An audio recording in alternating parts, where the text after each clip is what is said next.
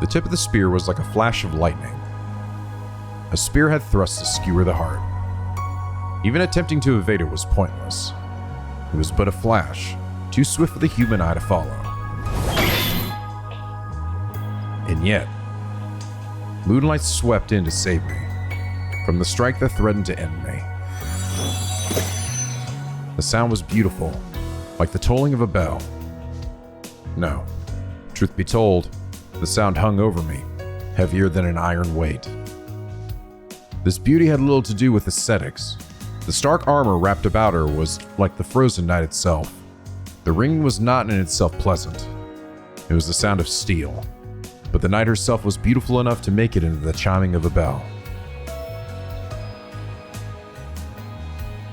I ask of you, are you my master? Her voice resonated in the darkness. I have come in response to your summons. Henceforth, my blade is with you, and your fate with me. Our pact is now sealed. Indeed, the pact was sealed. Just as she chose to serve me. I'm sure in that moment that I swore to save her. The moonlight cut through the darkness, as if in imitation of the night. The storehouse regained its former calm. Time had stopped. The vision before me had lasted less than a second. Be that as it may, I will always remember the sight of her, as clearly as it were still happening now, even if I fall into the depths of hell. The faint slant of her profile, her serene, divinely green eyes. For a moment, time stopped, and her silhouette, draped in blue, swayed in the wind. I was struck by the pale blue glow. Her hair, as fine as golden thread, was bathed in moonlight.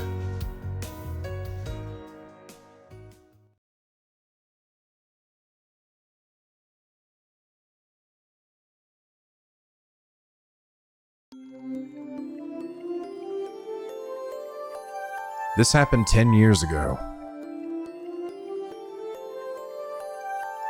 I see someone who takes me back. He's tall, with chiseled features. I've never known him to crack a joke. He ruffles my hair affectionately. No, that's not what this is. It's more like he's grasping my head and working like a stubborn jar lid. Maybe he doesn't know how to control his strength. That's only to be expected. It's the first time he's ever done something like this. It's time for me to leave. You know what to do next. I answered yes in a somber voice. He nodded once, withdrew his hand and stood up. That's all. Had I known this would be the last time we would ever see each other, I would have done my best to make him laugh with the perfect joke. I've been practicing punchlines in private, in the hopes of finally seeing a smile crack that stony face.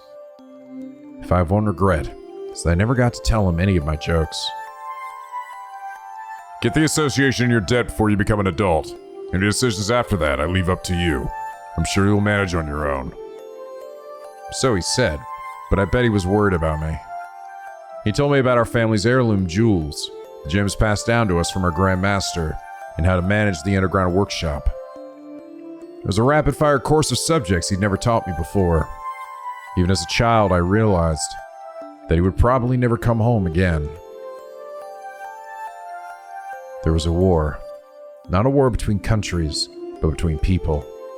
But in this war, there were only 7 combatants. It might not have seemed fitting to call it a war, but having mages involved changes things. 7 mages from different factions competed, but I wasn't sure why. They killed each other using methods I didn't really understand. One of them was the man in front of me. It meant that he would kill, but eventually be killed. I'm sure he felt the ticking of his life's clock even more keenly than I did. Rin, before long, the Holy Grail will appear. It is the duty of the Tosakas to attain it, but above all, it is a path we are destined to walk as mages. And with that, he ruffled my hair one last time and left. I never saw him again. My father/teacher was one of the masters who participated in the Holy Grail War. He never came home. Safe travels, father. I bid him farewell, as a well-behaved daughter should. I knew I was on the verge of tears, but I didn't let them show. I loved him. He was a great father and an even greater mage. Mages are stubborn people. As far as I knew, there wasn't a more upstanding man in the whole world. As my instructor, he trained me. As my father, he loved me. So I decided I'd accept the things he left for me and choose my own path. Rin, before long the Holy Grail will appear. It is the duty of the Tasakas to obtain it, but above all, it is a path we are destined to walk as mages. In the end, his final words for me were given as a mage, not a father. That's the moment I made up my mind. All right, I guess I better do everything I can to become a worthy mage. It's only natural for an apprentice to live up to their master's hopes. That's how I, Rin Tasaka, grew up after experiencing life's twists and turns. It's been 10 years since my father went off to war. I wouldn't say I've been looking forward to this day, but I am a bit on edge. That goes without saying. After all, that moment which was burned into my memory 10 years ago will soon be upon me again.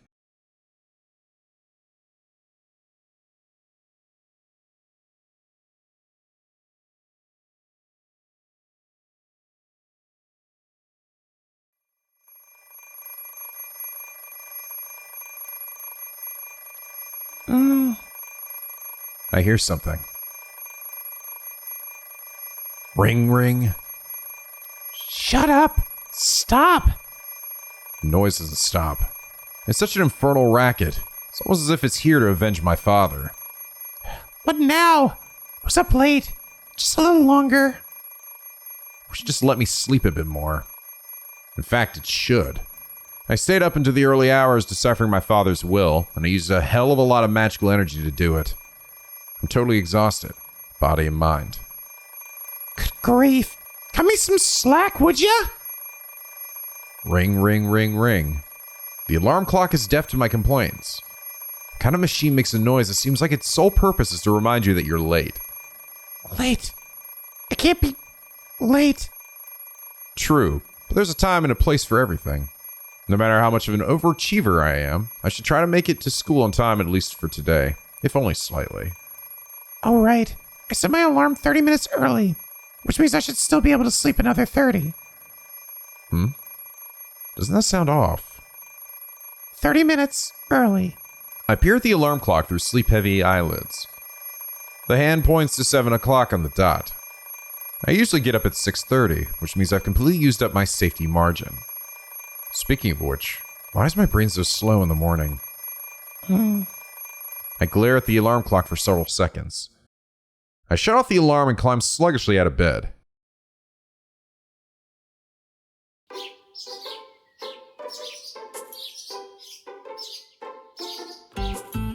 The morning chill bites at me as I cross the hallway and into the parlor. This is the final 7 a.m. in January. Winters in Fuyuki are relatively warm, but the mornings here are cold as anywhere. Even at home, my breath mists white. It's that much colder without anyone else living here. Heater! I turn on the heater and go wash up. Single living is so inconvenient at times like these. If there was someone else here to wake up before me, then the parlor would already be heated. I wash my face at the sink.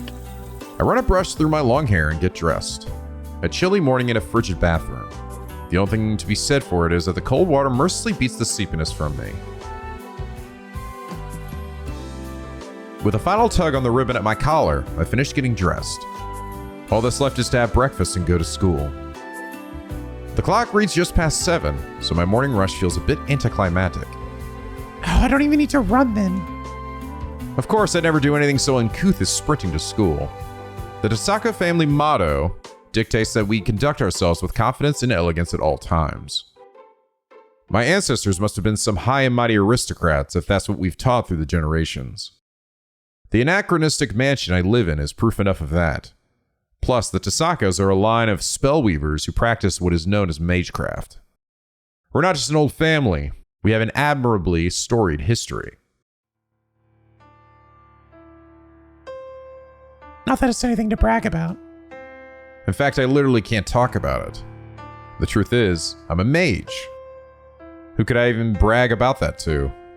As the name suggests, magecraft is what most normal people would see as magic. It sounds like some supernatural woo-woo, and if you'd like to think of it as just wiggling your fingers and saying abracadabra, that's fine too. Just think of us as people who chant weird words and make equally weird stuff happen. That said, we don't fly around on broomsticks. We don't shoot stars out of our wands either. We can do things kind of like that, but there's no point, so we don't. We're pretty much heretics who lurk in the shadows of society. We're not allowed to draw attention to ourselves, and anyone who has the time for that kind of thing would rather spend it on their research. Ordinary humans might call us magicians, but that would be wrong. In fact, there are only 5 magicians in the whole world. Magicians are what we call people who can do something no one else can. They can accomplish feats beyond the means of modern science and perform genuine miracles. Similarly, magic is the label we use for mystics, magical mysteries that can't be realized with any amount of time or skill. While magecraft, though it looks mysterious, is something anyone can do with enough time and resources. I'm a mage, and the kind of mystics I use are merely magecraft, not true magic. Confusing, I know, but that's how it works. Also, modern civilization doesn't accept the existence of mages. We believe in, manipulate, and study things that can't be measured, which puts us at odds with modern society. Above all, there's no point to any of what we do. You'd be so much happier just going off to a normal school and becoming a normal adult than you would studying magecraft. Human technology has accomplished great things. For the last few centuries, magecraft has been playing catch-up to the progress of civilization. Nothing is impossible for humanity anymore. Miracles that could only be realized with magecraft in the distant past have been reduced to common tools and appliances. Even so, magecraft does have its benefits. Just as there are some things only science can accomplish, there remain heights only mystics can reach. If science is racing into the future, the mages are racing into the past. I think the Tasaka Grand Master said that. Whether you're heading into the past or the future, your destination is the same. 0. Or something like that. We can shelve the difficult topics for now. Philosophy is for the elderly. I finish my breakfast and pick up my bag. Oh, right. I gotta bring my pendant. I'm reluctant to take something so valuable to school, but it would be a waste to leave it behind. I mean, this thing's 100 years old. It's by far the most powerful jewel we have. One could even say it is on an entirely different level. I obtained the gem after decoding my father's will last night. It's imbued with 10 years worth of my own magical energy. I've been told that the Tasaka family has heirloom jewels passed down since the olden days, and this might be one of them. Tasaka mages specialize at the conversion and flow of power. We channel our magical energy into precious gems whenever we have a spare moment. Simply put, I'm the gun, and the jewels are bullets. The other main thing I've inherited from my father is the magic crest engraved into my left arm. A magic crest is proof that I'm the heir to our lineage. It's like all the techniques of the Tasaka condensed into a tattoo. Can't let my guard down, even if it hasn't started yet. For now, I stow my pendant, my father's keepsake, in a pocket. It's my trump card. There's nothing I can't do with the power stored in there. It's 7:30. I better leave soon if I don't want to be late for school. Schlei sung verfahren Jai. I weave energy into a brief foreign phrase. As a mage, I can't neglect the security of my home base. That still applies even if I've never had so much as a single burglar, lost child, or stray cat wander into my home. Actually, I don't think the neighbors have ever even come over to say hello. Huh, that's fine with me. But why don't I ever get any stray cats around here? I look up at the mansion that's been my home for over a decade. Fuyuki is a strange city. One side of the intersection dividing the residential areas is filled with old samurai estates, while the side I'm on has an abundance of mansions built in European style. Apparently, a whole bunch of foreign families immigrated here long ago, but I've never seen a single foreigner around. There's even a cemetery for foreigners in Shinto, the new part of the city across the river. But it was built for the generation that immigrated here. Maybe Japan just didn't suit them. I make a mental note to ask the priest about it next time I visit the church. He's nothing if not full of boring trivia for sure.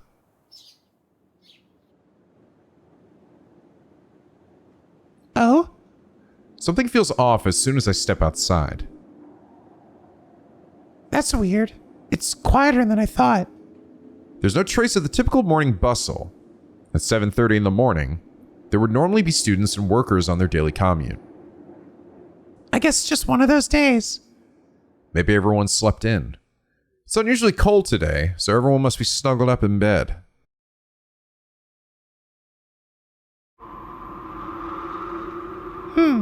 Still, though. Even if that were true, it's strange that there isn't a single student on the street. At this time of day, you'd expect to see at least a school uniform or two. And yet, from where I'm standing at the school gate, it looks like morning club activities are just starting up. Which can only mean... Oh, Tasaka? You're awfully early today. I knew it. With a light sigh, I turned to face the student who called out to me. Morning! Sure it's cold today. The girl who addresses me so casually is Ayako Mitsuzuri. She's my classmate in 2A, and she has quite a history. Morning, Mitsuzuri. And sorry for the weird question, but do you know what time it is? It's not even 7 yet. You still asleep or something? She waves her hand in front of my face, as if to ask if anybody's home. Ayako is one of my few friends. She knows I'm not a morning person. She's probably figured out by now that I'm still not completely with it. The clocks at home are an hour ahead. All of them, apparently. I thought it was just my alarm clock, but the grandfather clock was off too. What's going on here? Father must have set the clocks to go haywire once I took the pendant out of the underground cellar. Tasaka? Don't worry about it. It's no big deal. Are you on your way to morning practice, Mitsuzuri? Yeah, there's a lot of troublemakers in the Kyoto Club, and we're down one of our best shooters. We need to put on a good show if we're going to attract first years in April. I see. It sounds rough. Way to show you care. Oh, wanna come see? I'm sure the boys would love to know you're watching. The Kyoto Club, huh? I'm acquainted with 3 of its members. One is Ayako, the girl I'm talking to now. I barely ever speak to the other 2. Of those latter 2, there's one that I actually can't explain away as simply an acquaintance. I became friends with Ayako, the club captain, because I've been watching the club from afar. Okay, as long as it's just watching, I'll come. It's like I have anything else to do this early in the morning. Nice! Let's get going!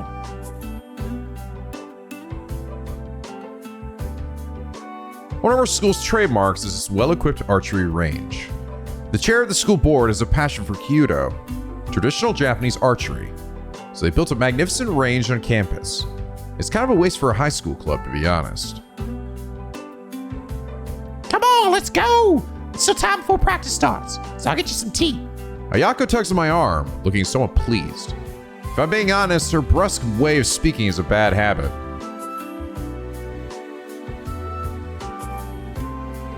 As Ayako said, there's no one else at the range. We sip Japanese tea that's so hot it numbs my tongue as we prepare ahead for today's classes. The hot drink is delicious in the quiet, wintry archery range. Okay, I'll get right down to it. What's up with you today, Tasaka? Did you finally reel in someone good? And she uses the occasion to ask me something completely ridiculous. Phew, you're just getting straight to it today, huh? Should I take that tone to mean you beat me to the punch? No comment. If you're not showing your cards, then neither am I. So how about it? If you being so tired is anything to go by, I bet I'm right on the mark. No comment either, but I guess even if I tried to hide it, you'd see right through me. Sadly, not yet. What about you? Can you really afford to take your time on the romantic front?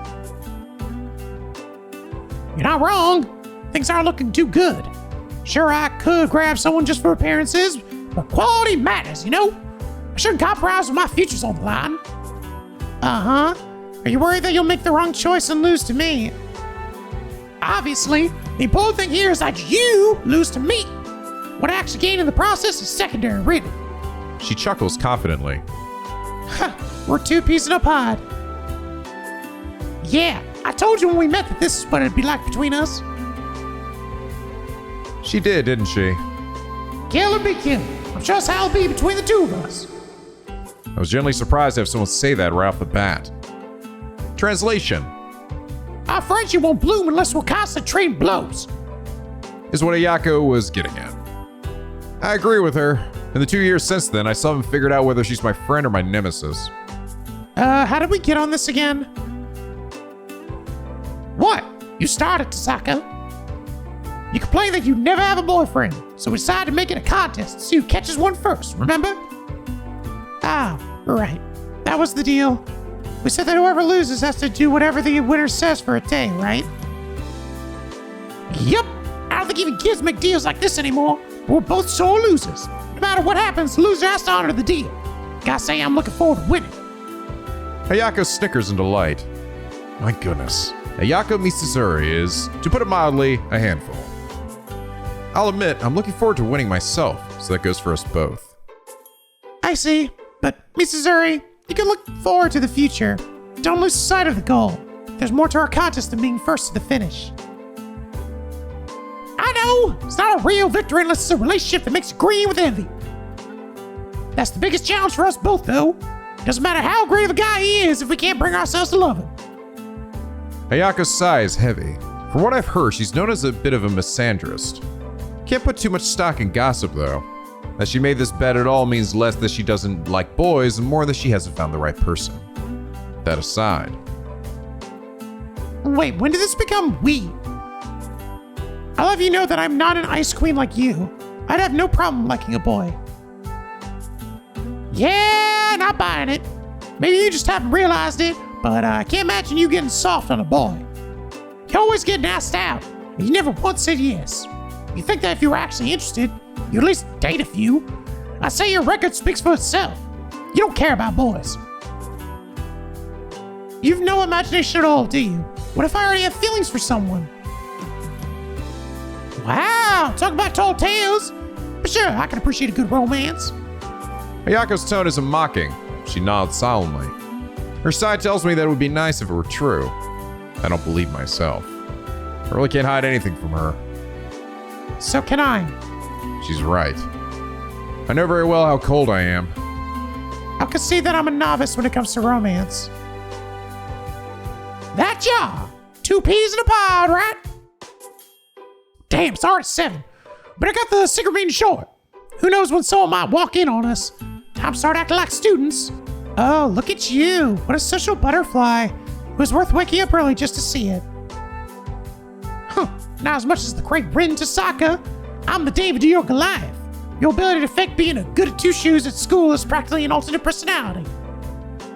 Ayako sniffs exaggeratedly. I empty the rest of the teacup she poured me and brew a new pot. So why not join a club?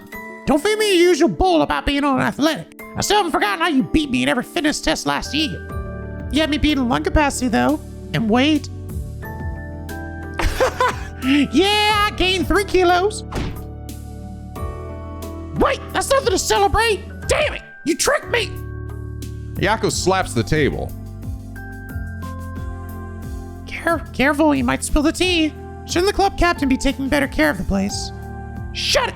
I'm the rival first, and club captain somewhere after that. If there's no one else around, you can bet I'm ready to take the fight to you. Ayako side-eyes me with a huff. She has a unique idea about beauty. A beautiful woman must walk the martial path. She's always going on about that. Not surprisingly, she's well-versed in most martial arts.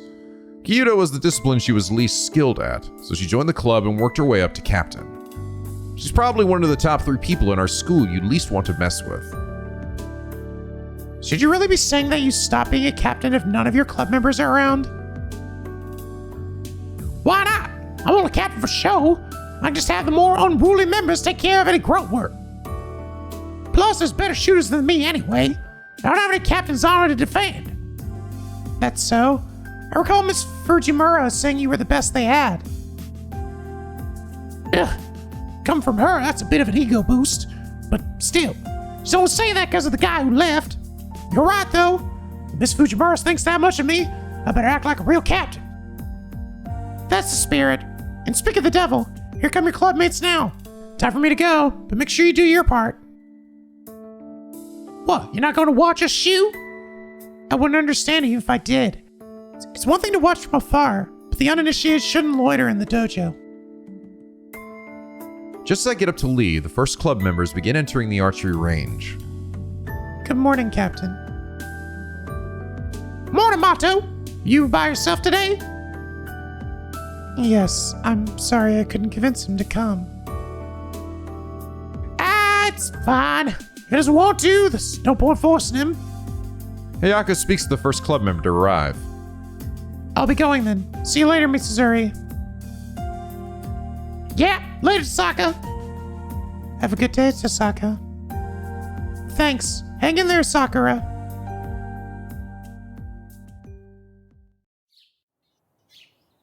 I leave the dojo behind so as not to get in the way. Morning, Tasaka. Funny running to you so early. Oh no, here comes the person I least wanted to see. Good morning, Mato. You're here early. Of course I am. I'm the captain, so I need to set a good example for the first years. Shijimato from Class 2C grins at me. He's the vice captain of the Kyudo Club and darling of half the girls at school. It's mostly thanks to his looks, of course, but he's also admired for his good grades, social graces, being kind to girls, and being an overall heartthrob, or something like that. I really don't follow that kind of stuff. It's just what I hear my classmates say. Hate to burst your bubble, but I'm pretty sure you're forgetting an important part of that motto. Try to remember next time. Huh? What's that? Vice. I don't care whether you're captain or vice captain, but if you make a point of leaving it out, people might think it bothers you, vice captain. You're right. I'll keep that in mind. Thanks to Saka. Not sure I did anything you should thank me for, but hey, I'm not going to stop you. With that, I turn to leave the range. Well, hang on. You're here to watch, aren't you? You're more than welcome to stay. Pass. I don't want to interrupt your practice. I don't mind at all. If anyone says otherwise, I'll kick him out. So why don't you stick around? I already said I don't want to intrude. It's not as if I'm particularly interested in Kyudo. I'm not really excited to watch a bunch of people I don't know shooting arrows. What's that, Tasaka? You don't care about Kyudo? Huh, I must just be confused after seeing you watching us after school so many times. I don't know what he's playing at, but he seems to have seriously misunderstood things. So you knew Mato? Yeah, our eyes met often, you and I. I saw you watching me. I wanted to call out to you, but you know how it is. I can't raise my voice on the range. Shinji starts closing in on me, looking pleased with himself. I see the triumphant glint in his eye competing with that affable smile. I had it wrong all along. I thought you liked watching us shoot, but you aren't interested. Why were you watching then, Tasaka? Ah, now I see. It would sound like that, wouldn't it? Would you mind taking a step back, Mato? I like my personal space. What was that, Tasaka? Wow, you're still not getting it. This isn't my usual style, but I guess it's what it'll take. Here, I'll make this real simple, so even you can understand. I'm even less interested in you than I am in Kyudo. I didn't even know you were in the club, and I doubt I'll remember next time either. What did you just say? I must have touched a nerve because he tries to grab me roughly. I twist out of his reach and turn to leave. Bye, Mato. Sometimes a little self-consciousness can do you good. Tasaka, you little... Shinji sounds like he's about to say something, but he keeps his temper and doesn't chase after me. The guy is all style, no substance. If he had even a little backbone, the people around him wouldn't suffer nearly so much. I take the rear entrance into campus from the archery range. It's past 7 now, but there still aren't students in the hallways. it's Tasaka! Good morning, Miss Fujimura. Yep, good morning to you. I just love how you're so polite to teachers like me. The strange woman pretends to sob in delight. It may be hard to believe, but this extraordinarily affectionate and happy-go-lucky woman is actually a teacher here. Is there another way to say good morning? There sure are. The first years all greet me properly, but once they're upperclassmen, they stop using my surname. Don't follow their example, alright? Oh, I'm not quite sure I understand, but I wouldn't be rude to you. Good girl. Oh, how I wish they could be more like you, Tasaka. With a parting wave and a see ya, Miss Fujimura leaves. Fortunately, she isn't my homeroom teacher. Miss Fujimura teaches English. Her sunny attitude belies her expert rank in Japanese fencing, kendo. In her student days, they called her the Fuyuki Tiger. That's the mystery, though. You'd think someone known as a tiger would be feared, not adored, right? Miss Fujimura cheerily heads off in the direction of the archery range. For some reason, she's the faculty advisor to the Kyudo Club instead of the Kendo Club.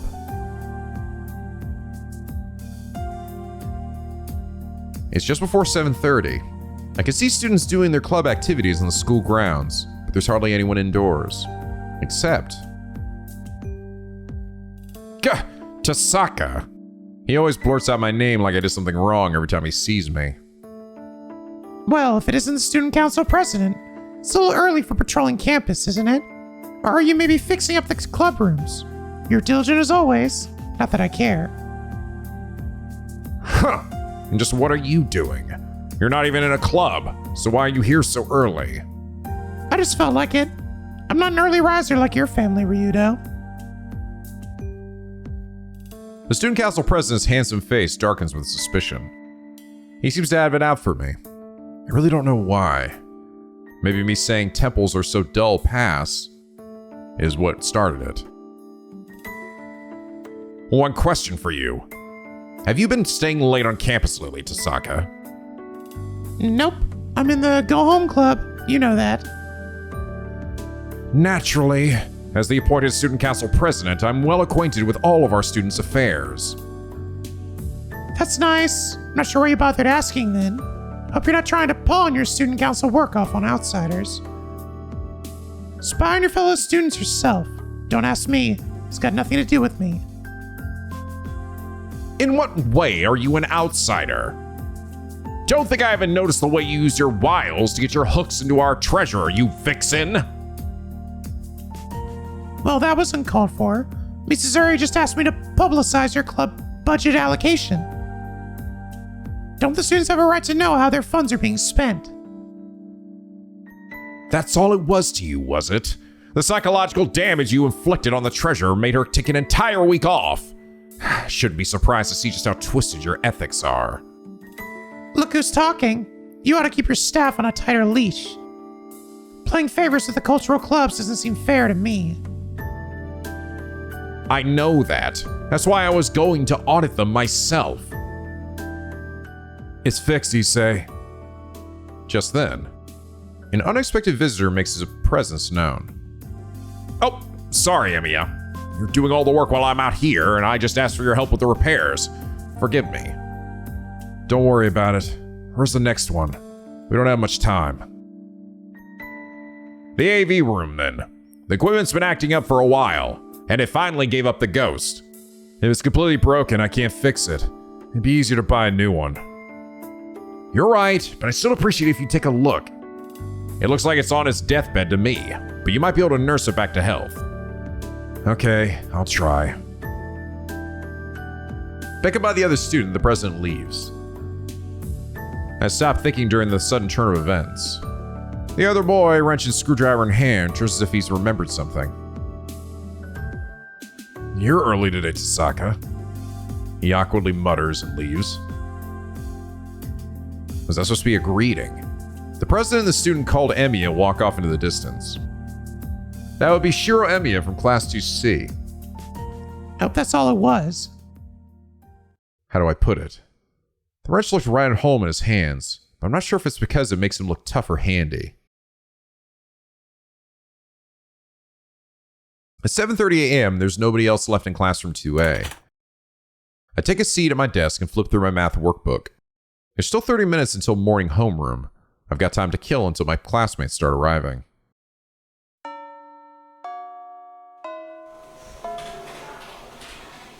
The classroom is lively as lunch break begins after fourth period. My school is a cafeteria, so only about half of the students stay in the room. It's mostly girls that stay behind. The girls think the cafeteria is a bit too liberal with the seasoning, so...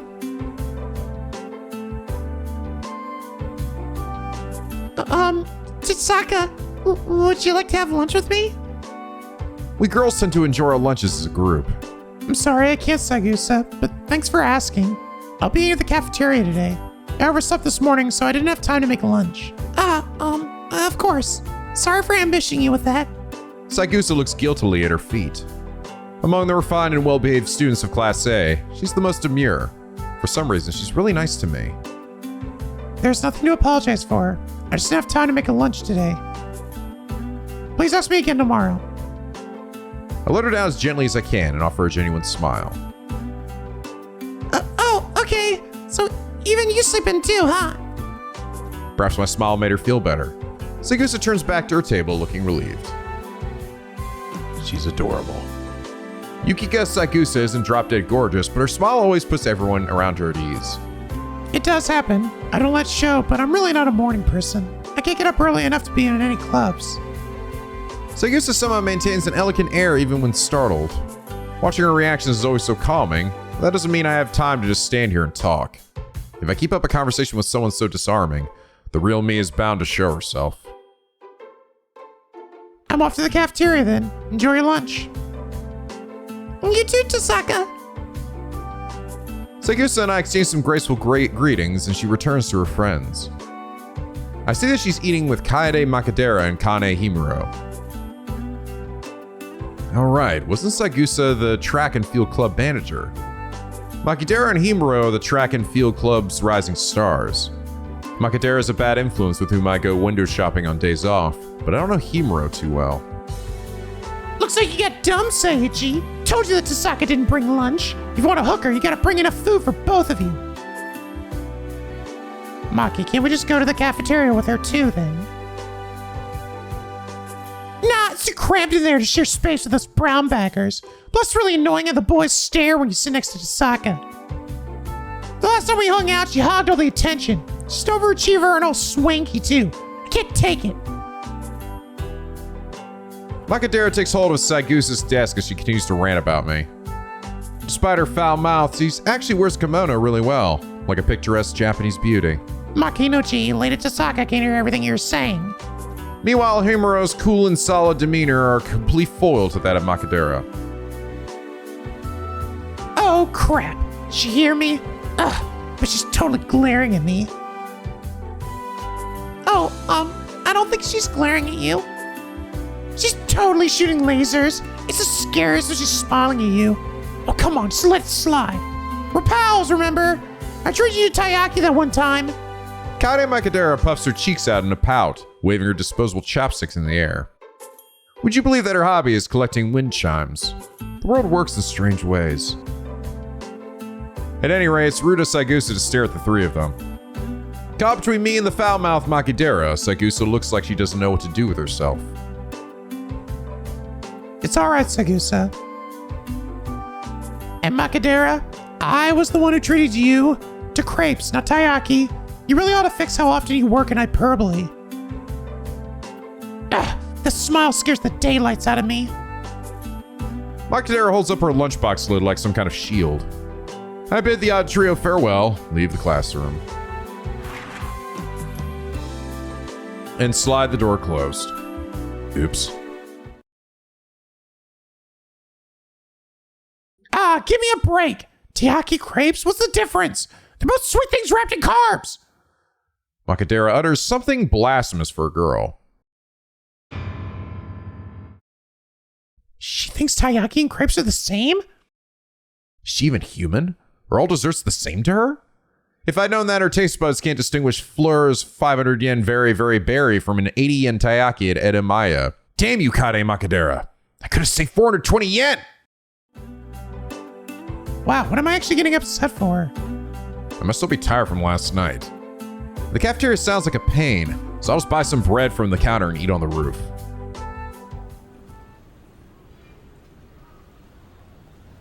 I purchase my lunch and head to the unoccupied roof. Though it's different in the summertime, during the winter the roof is a convenient place to eat that other students tend to avoid. It's too cold to hang out here during lunch, but that's a small price to pay for privacy. Time to eat. I indulge in the tomato sandwich and hot lemon drink I brought from the cafeteria. It's a simple lunch, made all the more delicious by the fact that I can enjoy it up here in peace. Phew. I finish the sandwich and sip on the warm lemony drink. I'm a little tired. It's hard to balance being an overachiever with avoiding human contact as much as possible. As the saying goes, one should be accomplished at both the pen and the sword. It's a point of pride, no, conviction, that I be the top student of the school. I decided that if I was going to be a student, then I would be the very best. I don't want people looking down on the Tasaka name. That's how Rin Tasaka came to be a perfect, flawless student. On the other hand, my occupation as a mage is dangerous, so I shouldn't associate too much with normal people. When a mage is discovered by the public, she has no choice but to eliminate witnesses to protect herself. I'd rather not resort to that. That's why I keep my social interactions purely superficial, out of necessity. I only hang out with Makadera on my days off, and I turn down invitations from more sociable people like Saigusa. It's difficult walking the tightrope of being the #1 student at a school while making sure I don't become anybody else's #1. And sure, there are times when it tires me out, and I feel like life is a real drag. Oh, it's already time? I finish the hot lemon drink and stand up. That's enough sentimentality for today. Time to go back downstairs and become Rin Tasaka again.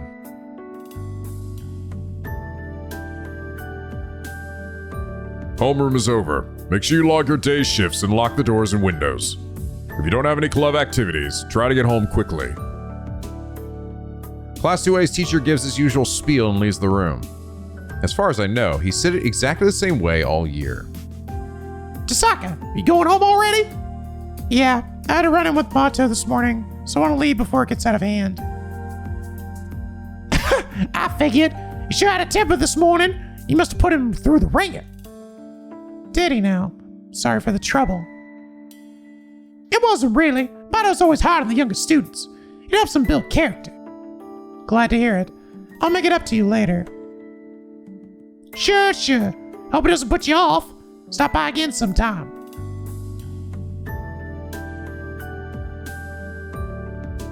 I make my way home without taking any detours. My time as Rin Tasaka, the honor student, ends once I leave the school. The next half of the day is reserved for the other me. I have to become a mage of the Tasaka.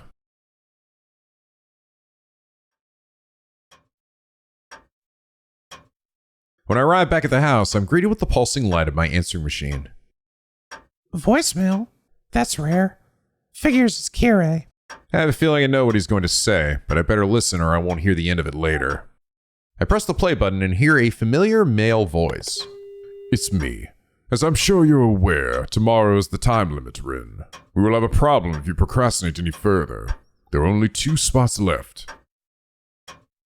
I must ensure all the masters are in order soon. The priest cuts straight to the point. If you plan to forfeit your rights as a master, let me know by today. It will take time to dispatch a substitute mage. Liar. I bet you could find a backup right away. You have already shown signs of a command spell. Promptly summon your servant and bind them to it. Of course, it's a different discussion if you choose not to take part in the Holy Grail War. If you fear for your life, then come to the church with all due haste. The voicemail ends. It was a clear message in simple language. If you're going to fight, then be ready by today. If you aren't, then retire because you're in the way. Huh. I don't need you to tell me that. It's only to be expected, I guess. Today's the last day I can drag this out. Thankfully, I managed to decipher Father's notes yesterday. My battle preparations are in order. All that's left is to seize the right to participate, as he said. The Holy Grail War. A fight to the death over a single chalice. A ritual that's gone on for centuries. The mages who take part in the Holy Grail War are called masters. It doesn't denote a rank of any kind. It merely describes their role. There's a condition to participate in the Holy Grail War. You must summon a familiar called a servant and form a contract with them. Regardless of your skills as a mage, you are not recognized as a master unless you command a servant. There's a clear difference between servants and normal familiars. The way you summon and use them are different. Mages who plan to fight in the Holy Grail prepare summoning catalysts, but I wish Father had left me something with a connection to his saber. I don't own any relics with a connection to a servant. I could summon one, yes. In fact, I could do it right now if I wanted to, as well as form a contract. This town's ley lines are under the jurisdiction of the Tasaka. I'm the heir to a clan that's administered the land for generations, so my performances will not take a backseat to some visiting mage. Although, while that is true, it'd be awfully incompetent of me to embark on a figurative voyage without a compass. Servants are drawn to symbols. To summon a powerful servant, one needs a symbol with a connection to that servant. In other words, I'd need some outrageously valuable item, like a sword or a piece of armor that servant owned, or maybe a bone or heraldry related to them. I had such big hopes for Father's will. No, he still did leave me a serious trump card. The pendant I discovered in the basement last night is an ancient artifact of the highest quality. It's amazing all on its own. Still, it won't help me summon a servant. Fine. I don't need to rely on something like that to figure this out. To begin with, I doubt there's any master more qualified to handle saber than I am. Alright, I've made up my mind. I'd rather not get another earful, and waiting until the last minute doesn't sit right with me. Now the real challenge begins. Tonight I'm going to summon a servant while I'm in peak condition, and acquire saber by force.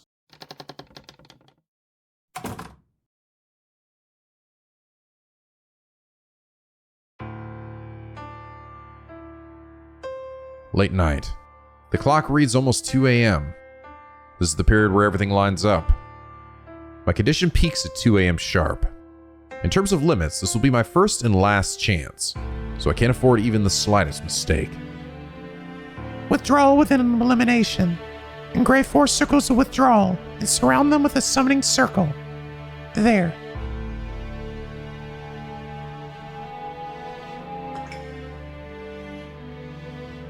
I inscribe magic circles into the floor of the basement.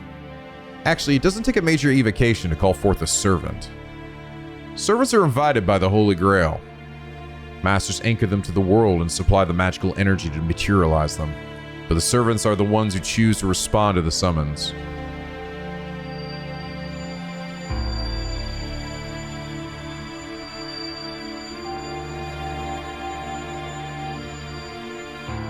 For the elements, silver and iron.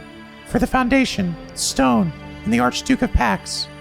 For the ancestor, my great master, Sveinolg. Raise a wall for the wind that shall fall. Close the gates of the 4 directions. Come forth from the crown and follow the forked road leading to the kingdom. Still, I need to keep cautious and focus. Magic circles are normally drawn with blood, but tonight I draw mine with melted jewels. I'm using up half of the jewels I've accumulated over my lifetime, so I'll never financially recover from this if it fails. Fill, close. Fill, close. Fill, close. Fill, close. Fill, close. Repeat 5 times. But when each is filled, destroy it.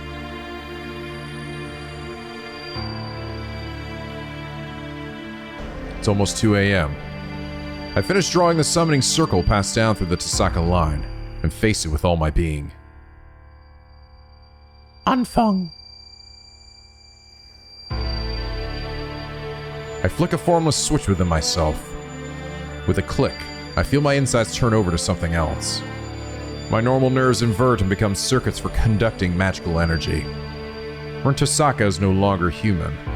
She's just a component in the execution of mystics. I melt from my fingers. No, I'm filled up from my fingers. The mana I'm taking in is so dense, it overwrites my bodily sensations. That's why I'm being destroyed at the same time I'm being filled. Running through my body is the power, mana, the atmosphere. I convert it into a different type of energy through my body's circuits. A mage's body is nothing but circuits. Circuits to connect the ethereal to the material. The mystical outcome we produce is what we call magecraft. My body grows hot. It seems like horns are growing from my forehead. It seems like wings are sprouting from my back. It seems like scales are covering my hands. It feels like there's water pooling around my ankles. Sweat drips. Stab, stab. Swords pierce my body. These are the stigmata that reject my body, which becomes a circuit. No matter how gifted a mage is, we're only human. In a human body, the pain is something we must live with whenever we use magecraft. The cycle doesn't let up. Beyond the agony, deep within the trance, lies the mental state necessary for connection. Pain wriggles in my left arm. To aid the caster, my magic crest autonomously begins an incantation, invading my nervous system. The mana in the atmosphere I've taken in turns to blood. It's like molten lead, while my activated magic crest resembles thorny nerves. With a crunching sensation, it creeps throughout my body like a thorny centipede. Within the hurt, I forget myself. At the same time, I can feel it taking hold of me, like I've reached where I need to go. My hypersensitive hearing picks up the ticking clock in the parlor. 10 seconds left until 2 a.m. The power filling my body is unquestionably complete. Heed my words. Time to begin. I convert the mana I've collected into magical energy for fixation. All that's left is to feed all that energy into the engine, the summoning circle, until my body runs dry. Heed my words.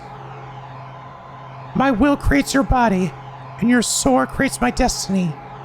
If you heed the Grail's call and obey my will and reason, then answer me!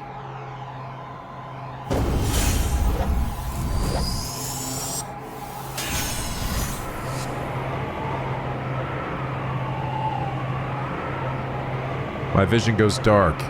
What lies before me now is the fifth factor, said to be imperceptible to the naked eye. My vision shuts off on its own, fearing what it might see. I hereby swear, I shall be all the good in the world.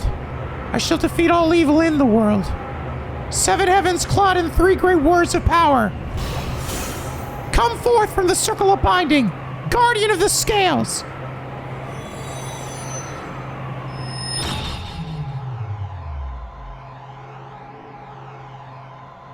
That went off without a hitch. It feels so perfect. It's like I'm reeling in a whale with a fishing rod.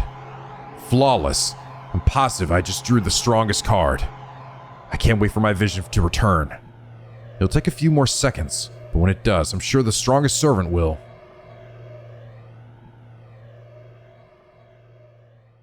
Be nowhere in sight. Huh? Nothing's there. The room doesn't look different at all. I spun that much ether into this ritual, only for absolutely nothing to materialize. On top of that, I think I just heard something explode in the parlor. Why? I bolt. My head's empty at this point. I just run. I race up the stairs from the basement. The door's broken? The door to the parlor is askew off its hinges. There isn't any point in turning the doorknob. It says it won't open whether I push or pull. Damn it! Move, you stupid thing! I kick it down and burst into the room. And the moment I enter the parlor, everything becomes clear.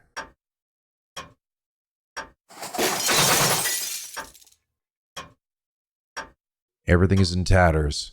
Rubble is strewn across everything, as if something has fallen through the ceiling. On top of it all sits a man cocking his head arrogantly. He must be some kind of criminal. But something graver draws my attention. The grandfather clock, having escaped destruction, tells the time precisely. Now I remember.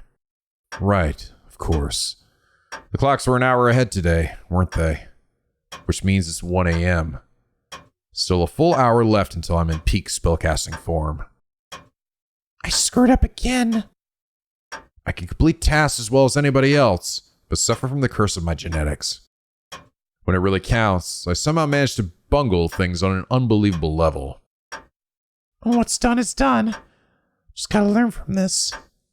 I can't believe my own stupidity. Still irritated, I direct my glare at the man lounging haughtily on the rubble. So, what are you? That's the first thing out of your mouth? I seem to have been done a truly ridiculous master. The man in the red mantle shakes his head in a show of exasperation. To add insult to injury, he mutters something about drawing the short straw. Oh, now I'm dead certain. This guy has a messed up personality. And this is a servant? I thought familiars were shapeless beings, but this is just a man. No, not just a man. Even from here, I can tell that it's brimming with a shocking amount of magical energy. Don't be fooled by its appearance. I'm staring at something that's undoubtedly more than human. It's a human-shaped ghost that's on the level of an elemental. This is no time to be dumbstruck. That thing belongs to me. I need to get my head in the game. Just checking, but you are my servant, right? That's what I wanted to ask. Are you even my master? I've never been summoned so violently before, and honestly, I'm still struggling to get my bearings. It's my first time too. I'm not answering questions like that. I see. But you weren't here when I was summoned. Can I explain why? Are you serious? You're no baby bird. Don't joke that you can't decide who to serve if they aren't there when you open your eyes. The unidentified servant frowns and a grunt escapes his lips. Maybe he didn't like the way I said it, though he has a mixed reaction, as if still impressed by the logic in my words. Whatever. What I'm asking is if you're my servant and no one else's. I don't have to answer any of your questions till we make that clear. This is what I get after a failed summoning, huh? I believe there's something else you should be saying. There isn't. In a master-familiar relationship, this is the first detail we need to hash out. Huh. The servant's eyebrow twitches. He isn't even bothering to hide his dissatisfaction with me. Wonder if it's because of the half-baked summoning. Huh. You want to clarify who serves whom. At least you know how to run your mouth, even if you failed at everything else. Sure, I agree with that opinion. We ought to make clear who's strong and who's weak. We also make this dynamic difficult. The servant eyes me meaningfully, still relaxing on the rubble of my living room. Who's weak? Yeah, I'm a servant, and I'll acknowledge that I serve my summoner. But that's only how it is on paper, wouldn't you say? We still need to establish who's superior, and whether you're worthy to fight alongside. On that point, are you a mage worthy of my service, little girl? The servant smirks. First he destroys my house and acts like he's a king of the castle. Now he has the nerve to ask whether I'm worthy. I didn't ask for your opinion. I only asked if you're my servant or not. I repeat myself, stealing my gaze. I'm not going to back down from this condescending jerk. Oh, I see. You won't even deign to answer such an obvious question. At least you got spirit. You can talk the talk, but can you walk the walk? Like I said, you're getting ahead of yourself. It's the summoner's duty to confirm this first. Now answer me. Are you my servant or not? I step forward aggressively, ready to pounce depending on his answer. Ha! Such a stubborn girl. We'll get nowhere at this rate. Very well. For discussion's sake, let's assume that I'm your servant. In that case, are you my master? Hypothetically speaking, of course. Obviously, you're the servant I summoned. So who else would it be? I glare at this rude man, giving my seething head a moment to cool down. Oh, well, I suppose I would be, hypothetically.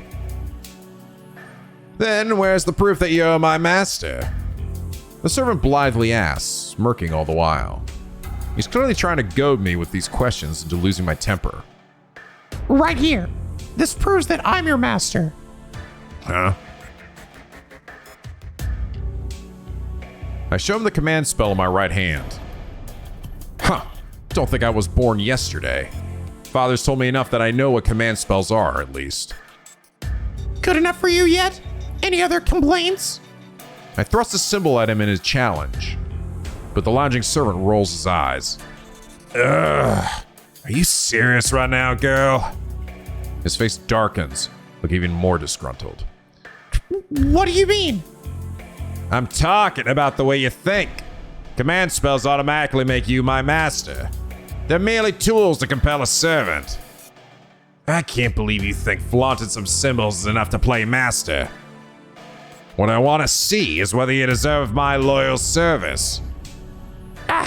That makes sense. But normally you think of command spells if someone asks for proof you're a master, right?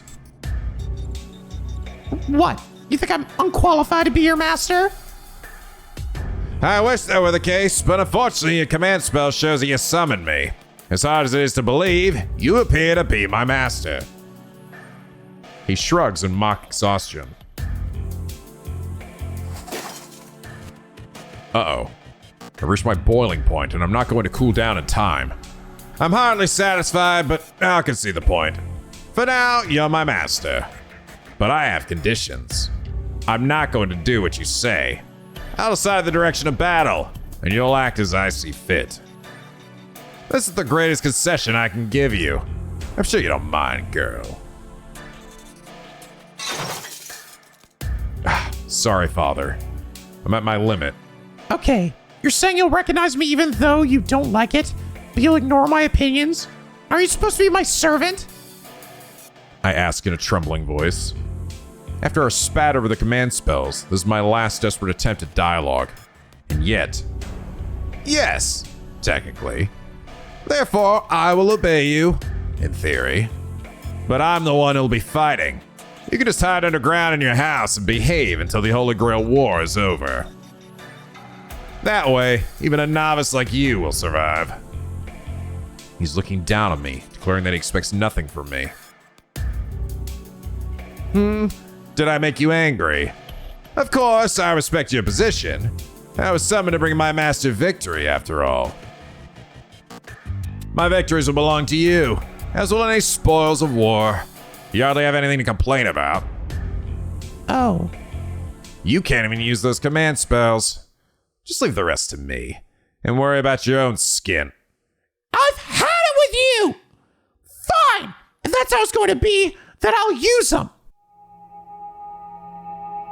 Anfang! No more mercy. I've got nothing else left for a jackass like this. What? Don't tell me. It's exactly what you're thinking, you dirtbag. Vertrag! I know Nagel. I know as Gesetz. I know as Verbrachet. You Wait! Have you lost your mind, Master? Who would waste a command spell on something like this? Shut up! You're my servant, get it? That means you absolutely have to do what I say! The emblem on my right hand aches. 3 command spells. They allow a master to issue 3 unbreakable commands to their servants. Did you even think this through? Use command spell on such a vague order. It's too late to whine now. I didn't expect this to happen either. I want to die of self-loathing. I can't believe I just burned one of my precious command spells on a petty squabble.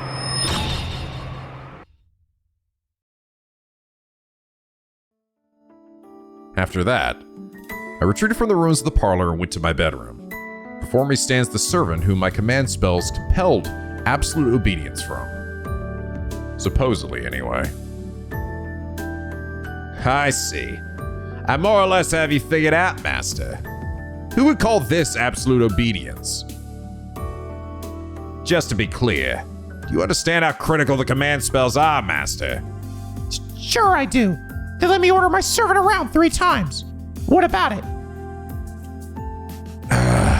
Listen, command spells let you force a servant into action. You can use them not only to stop actions, but also strengthen actions. For example, normally I can't come to you instantly from a distant location. But if you order me to with your command spell, it's possible as long as it's something that is attainable with our magical energies. That's what the power of force compliance means. Not even we servants can resist. The command spells are 3 crystallizations of grand magecrafts that can make us overcome our bodily limits.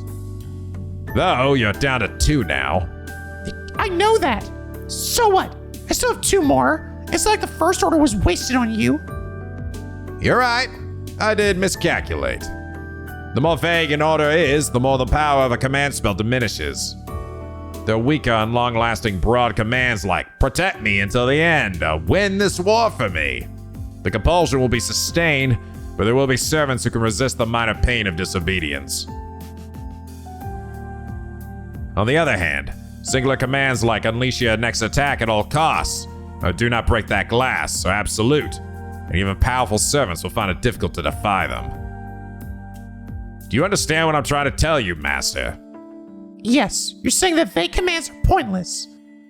If the effect and restriction are both weak, then servants can act against their command spells. It's better to use them on a simple, straightforward order, rather than something abstract. That's correct. A command spell is meant to cause miracles beyond our means. It's unforgivably foolish to spend them on a task that can be executed by other means. That goes doubly for the way you used it earlier. You could have verbally persuaded me to obey you, and even 100 command spells would have failed to enforce absolute obedience. So you're saying it was all for nothing? Normally that would be the case, but it appears that you are an outstandingly talented mage. Is he shocked or happy? My servant's lips twitch upward, even as he sighs. By outstanding, you mean... Hang on, tell me honestly what your condition is like right now. The implication dawns on me, and I ask him eagerly. That was my miscalculation. Your command should have resulted in a change of heart that would make me want to respect your opinions slightly more. But I can feel a strong compulsion from your every word. If I voice an objection, let me think. It's as if my defiance would weaken me. In other words, my body will grow heavy, making it difficult to move if I defy my master's will. My servant shrugs in resignation. So he's saying that a command spell wasn't a waste, but an actual benefit? He's still being as sarcastic as ever, so it doesn't seem to have had any effect. Besides, even if he's weakened, I doubt even a 10 of me could resist if he decided to rebel against me. Allow me to retract my previous statement, Master. You may be young, but you are a superior mage. It was my mistake for underestimating you as a child and trying to keep you out of the fight. I apologize for my rudeness. The servant straightens his posture and gives me a formal bow. Wait, hold on. I know we said a lot of things to each other, but it's like we need to make up after. Is that so? Good. I'm glad you're so understanding. Awfully quick on the uptake, aren't you? I indeed miscalculated, but this must be what they call a happy accident. I have no qualms bringing a mage of your talents into the war. Huh? This is roundabout way of saying I'm a strong master. So you'll recognize me as your master, even without the command spells? Of course. I was still getting my bearings after the summoning earlier, but we're not completely connected. As a mage, you should be able to feel the bond of our pact. Our pact? Now that he mentions it, something does feel weird about my body. It's as if my closed-off nerves are not connected to the outside. Specifically, I can feel a portion of my magical energy flowing to the man before me. Oh, the Holy Grail calls the servants, but masters keep them in the world. Yes, that's your power as a master. You supply your servant with magical energy so that they can remain in the world. And my supply is adequate. I have concerns about your inexperience, but your powers make up for it. A common mage would probably faint the second they summon a servant. You're standing here full of life. Considering the command spell you used earlier, your engine capacity unquestionably makes you a master of the finest caliber. Huh? Flattery won't get you anywhere. I break eye contact out of embarrassment. Well, I didn't see this coming. I know the command spell is making him obey me, but still, a superhuman servant is sincerely acknowledging me as his master. So, what servant are you? I clear my head and return to business. You can't tell by looking. Very well then. I take it all back. He's definitely making fun of me. Fine, then I'm asking you as your master. Hey, aren't you a saber? Unfortunately, I'm not equipped with a sword. I suspect as much. When all's said and done, I got the time wrong. My summoning circle didn't do its job, and my servant was spat out into some random room. It was far too sloppy of a ritual to summon the strongest servant, Saber. I really botched it this time. I'll never live down failing to pull Saber after spending that many gems. Ugh. Sorry I'm not Saber. Huh? Well, sure, it's a painful mistake, but I'm the only one who screwed up. Yes, I bet you think Archer isn't a very attractive class. Alright, I'll make you eat those words. When the time comes, I won't be taking any apologies. What? What a surprise. The unidentified servant seems to be sulking. Maybe my fixation on Saber offended him. That struck a nerve, Archer? It did. Just you watch. I'll show you how lucky you ought to have me. Archer retorts with a sidelong glance. He has a really spiteful air about him, but that reaction felt somehow childish and free of malice. You know, he might be a pretty decent guy. Okay, make sure I regret what I said, Archer. I'll apologize from the bottom of my heart if so. You'd better remember that, Master. You'll be grateful once you learn how capable I am. Of course, an apology might not satisfy me at that point. Archer huffs, even as his lips twist into a grin. Oh yeah, this one's got a rotten personality, alright. Fine. Anyway, you're a heroic spirit, so where's your legend originally from?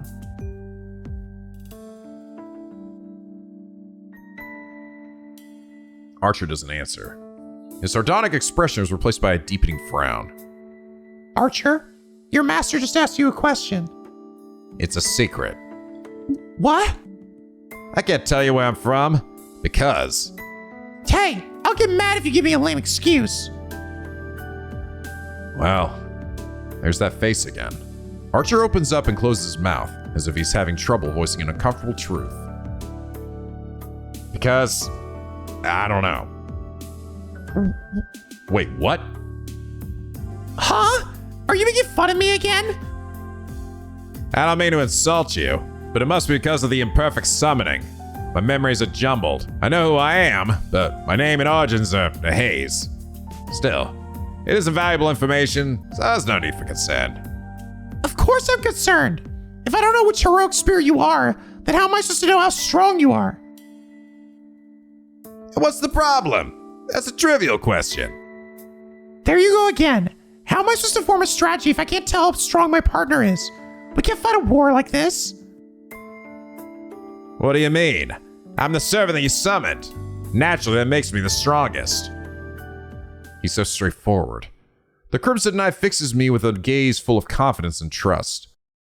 What? My brain grinds to a halt. There's no deception in the Archer's words. He's sincerely giving me more credit than I deserve, even though we've just met. My cheeks are burning. I'm sure I'm blushing bright red right now. Surprise attacks like this tend to be my weakness. Fine then. At least nobody else knows who you are.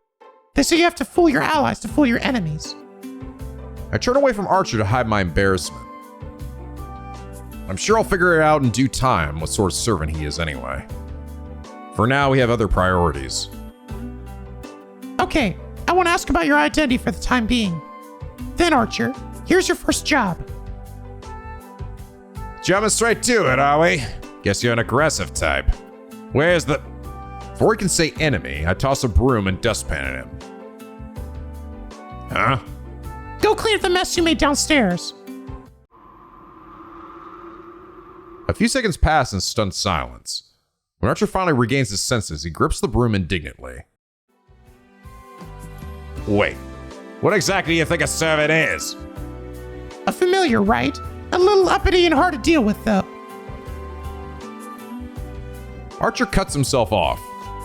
I have no intention of letting him off, and if he tries to weasel out of it, I still have a card to play. I object. I refuse to... Are you sure? This is a direct order from your master. I thought you said you'd feel weighed down if you went against me. It's too too bad if that's too much for you to handle, but the penalty will continue until the parlor is clean, you know. Won't that pose a risk to you when you start fighting tomorrow? He stands there for several more seconds with broom in hand, grumbling under his breath. And so the archer in the red mantle closes his eyes. Understood. Go to hell, master. And gracefully accepts my order. Now then, it's getting late, so I should rest. I can decide how to deal with him once I wake up.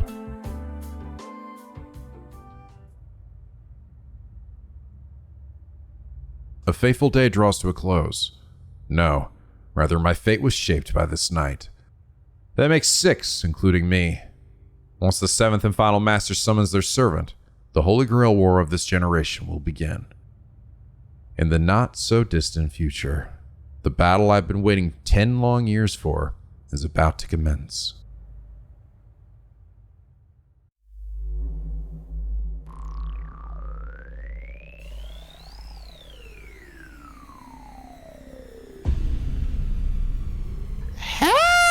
Hello!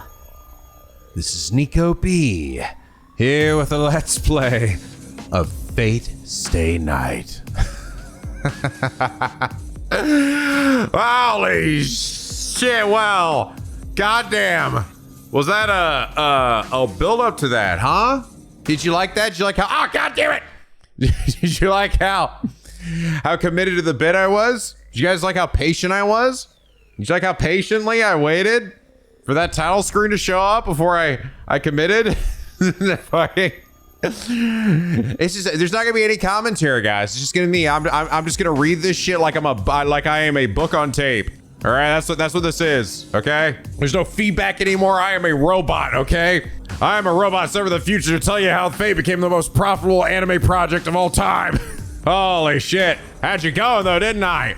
That was definitely the longest I've ever done that before. Well, blame this game for not having a fucking title screen. And you know what's actually really crazy? You want to hear something even crazier? That title screen didn't even show up after that scene where we ended on.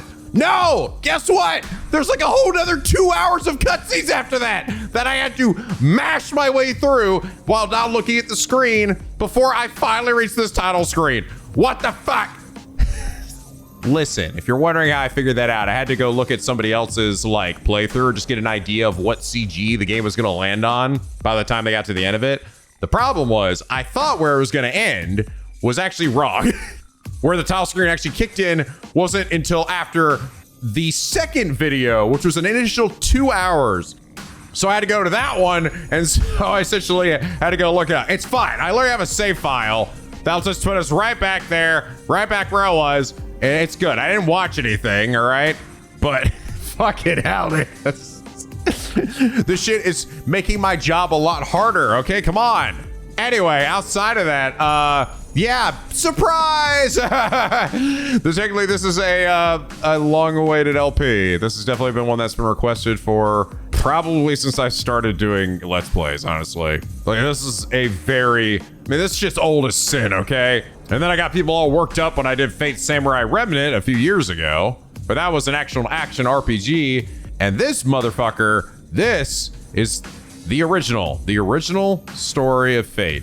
And it is a visual novel through and through. There is no gameplay in this. This is not like a paranormal site where there's like a little puzzles or an Ace Attorney where there's some courtroom stuff. No, this is a, if you already gleaned, a visual novel all the way through. Which, to be fair, is actually, I think the last time I've actually done a completely pure visual novel, I think it might have been Steins Gate Zero. And that was from a long time ago now. It's been like 6 or 7 years, I think, since Steins Gate Zero. So it's been a while since I've done an actual pure visual novel game. But I've heard that this game is one of the best. This game's story is supposed to be pretty amazing. So much so that there's so many Fate IP things now. And this is the remastered version that actually, believe it or not, only came out, I think, like a year ago. It's actually not been out for that long. But another thing you might have noticed too, my plan is that I'm going to be voicing this whole game. And I know that might disappoint some folks because I'm sure the Japanese voice acting for this game is very good. And I technically did do that for Steins Gate Zero last time, but there's something that I sort of realized in between that game and now. I think there's a lot of value in not just you know, my goofy voices and my performances and my ad libs and stuff, which I didn't do this time because I was committed to the bit. All right, we'll be back with actually a more regular style after this. Okay, I promise. I'm sorry. It was actually longer than I even thought it would be, but I promise. Okay, we'll be a little more normal. But the other thing too is just, especially for a game like this that is a pure visual novel, I think there's a lot of value in just having someone actually read out the entire story to you, right? So you don't have to sit here and watch a screen or like look every time someone speaks Japanese. You know, you'll always be able to understand what's happening. And you actually could, if you want to, sort of listen to it like a book on tape with the occasional CGs and sound effects and explosions. So yeah, I think that's what I'm going to be doing. I think that'll make for a more enjoyable experience for folks. But I can always listen to the Japanese dub for a character if I'm unsure how they sound. And in fact, I actually did do that. I did that actually a number of times. There's a lot of behind the scenes stuff in this first episode that you didn't see because I was so committed to the bit. All right, I just want you guys to think this shit was so legit.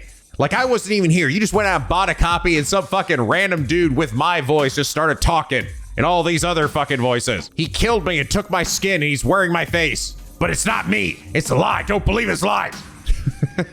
Anyway, I hope you guys are excited for this series, or excited as I am, because I've actually been looking forward to this, to one day checking out the Fate series. It just seemed like the right time. So if you are, please do leave a like and a favorite. It really does help me out. And hey, if you are, why not just consider subscribing and becoming a picky penguin aboard the SLP, where the days are always sunny, the vids are always funny, and you'll also get notifications every time a new episode drops.